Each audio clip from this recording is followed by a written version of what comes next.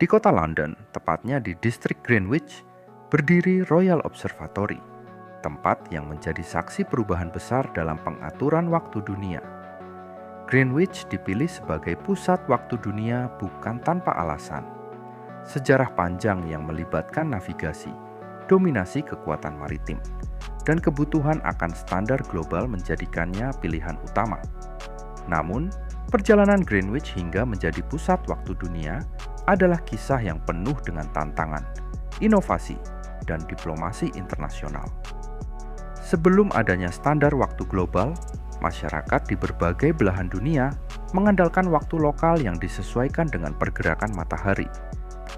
Ketika matahari mencapai titik tertingginya di langit, itulah tengah hari. Sistem ini dikenal sebagai waktu matahari lokal. Kota-kota besar seperti London, Paris, atau New York memiliki waktu mereka sendiri yang dihitung berdasarkan posisi geografis.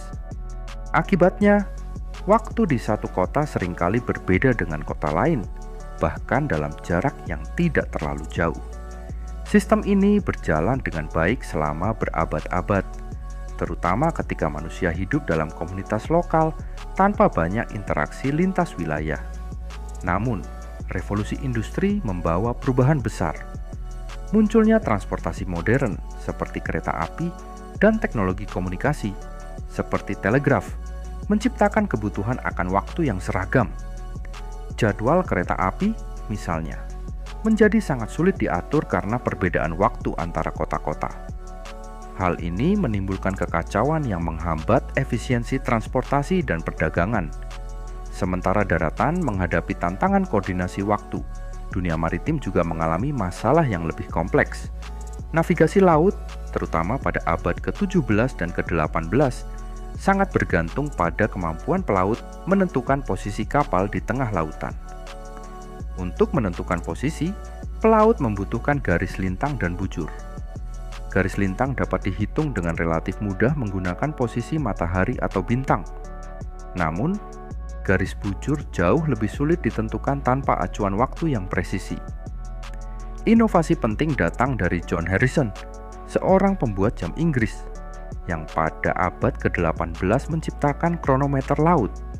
Jam ini dirancang untuk tetap akurat, meskipun digunakan dalam kondisi lautan yang bergelombang.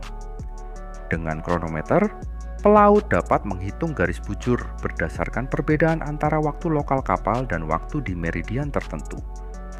Namun, ini memunculkan kebutuhan akan garis 0 derajat bujur yang diakui secara internasional. Disinilah peran Greenwich menjadi krusial.